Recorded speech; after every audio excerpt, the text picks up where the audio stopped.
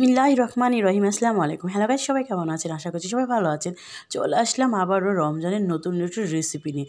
ইফতারিতে এই দারুণ গরুর মাংস কিমা বেগুনিটা যদি রাখতে পারেন, সবাই কিন্তু খুশিতে একদম আত্মহারা হয়ে যাবে। এখানে আমি বড় বড় সাইজের 3 পিস গরুর মাংস আর 2টা বেগুন নিয়েছি। এখন এটাকে আমি ভালো করে কেটে দেখাবো। একটি সাইডে পাতলা পাতলা করে মানে অর্ধেক অংশ কেটে নিতে হবে, আরেকটা পাশে পুরো অংশটাই কেটে নিতে হবে। এইভাবে 2 ভাগ হয়ে যাবে। তারপরের পাটটা আবারও সমান করে নিচ পর্যন্ত কেটে নিতে হবে। ঠিক এরকম করে কেটে নিতে পারবেন।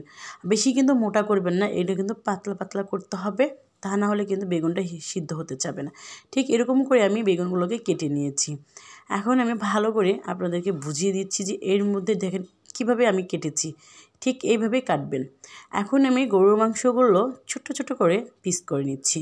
পিস করার পরে আমি ব্লেন্ডারে দিয়ে ব্লেন্ড করে নেব, কারণ আমি এরকম করে কিমা করতে অনেকটা টাইম লাগবে। আমি ব্লেন্ডারে দিয়ে নিয়েছি, 2টা ঘুরান দেওয়ার পরে এরকম একদম কিমা হয়ে গেছে। কত সহজ বুদ্ধি।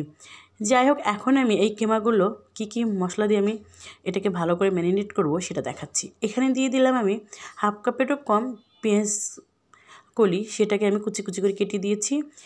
জিঞ্জার পাউডার মানে আদা পাউডার, দিয়েছি একটু গরম মশলা পাউডার, আর দিয়েছি ভাজা জিরার গুঁড়া, দিয়েছি সয়া সস 2 চা চামচ। সামান্য এই মশলাগুলো দিয়ে কিন্তু এত মজাদার একটি ইফতারি বানিয়ে ফেলতে পারবেন। 1 চা চামচ ভর্তি করে গোলমরিচ দিয়েছি, পরিমাণ মতো লবণ দিয়েছি, দিয়েছি টমেটো সস, আর দিয়ে দিচ্ছি 1/2 কাপেরও কম কর্নফ্লাওয়ার। এই ভালোগুলো মিশ্রণগুলো দিয়ে আমি ভালো করে মাখিয়ে নিব। এখন দিয়ে দিচ্ছি আমি 1 চা চামচের মতো লেবুর রস। এত সুন্দর একটা গ্রান আসবে, খেতেও ভালো লাগবে। এখন আমি ভালো করে হাত দিয়ে এটাকে মাখিয়ে নিব। সবগুলো যখন উপকরণ একসাথে করে মাখাবো, তখন গ্রানটা কিন্তু অন্যরকম একটা চলে আসে। এখন আমি সেই কিমাগুলো একটু একটু করে বেগুনেরটাকে মানে 2 ভাগে ভাগ করা যেটা, সেটার ভিতরে কিমাগুলোকে ভরে ঠিক এরকম করে নেব। এক এক কিমা না, এরকম করে ভরে নিতে হবে সবগুলো। দেখেন, একটু করে বের করে রাখবেন যাতে ভরানোর সময় মানে ভিতরটা একটু বন্ধ হয়ে যায়।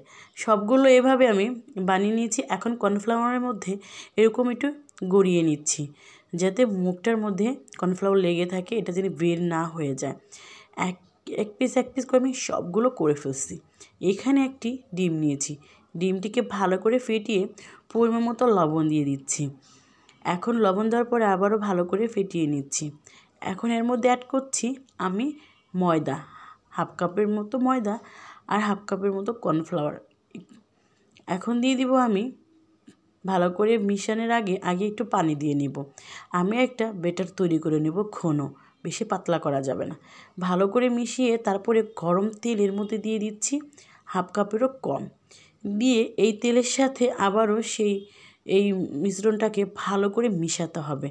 তেল কিন্তু এভাবে ভাসা থাকলে হবে না, এমনভাবে করতে হবে, ঠিক এরকম তেলটাকে মিশিয়ে ফেলতে হবে। যাই হোক, এখন এর মধ্যে বেগুনগুলো দিয়ে এপাশ ওপাশ করে এটাকে একটু করে ভরিয়ে নেব। এখন তুলে গরম তেলের মধ্যে দিয়ে দিচ্ছি। বিশ্বাস করেন গাইস, এত সহজে যে একটা এত সুন্দর রেসিপি বানানো যায়। আপনারা চাইলে কিন্তু মুরগির মাংস তো করতে পারেন, কোনো প্রবলেম নেই। একদম যে গরুর মাংস করতে হবে তা না, মুরগির মাংস দিয়েও কিন্তু এই কিমা বেগুনিটা করতে পারেন। যাই হোক, আমি ভালো করে এপাশ ওপাশ করে একটু বাদামি কালার করে ভেজে তুলে নিব।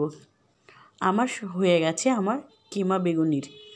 যাই হোক, সবাই ভালো থাকবেন, সুস্থ থাকবেন, ভালো লাইক কমেন্ট করে পাশে থাকবেন। আল্লাহ হাফেজ।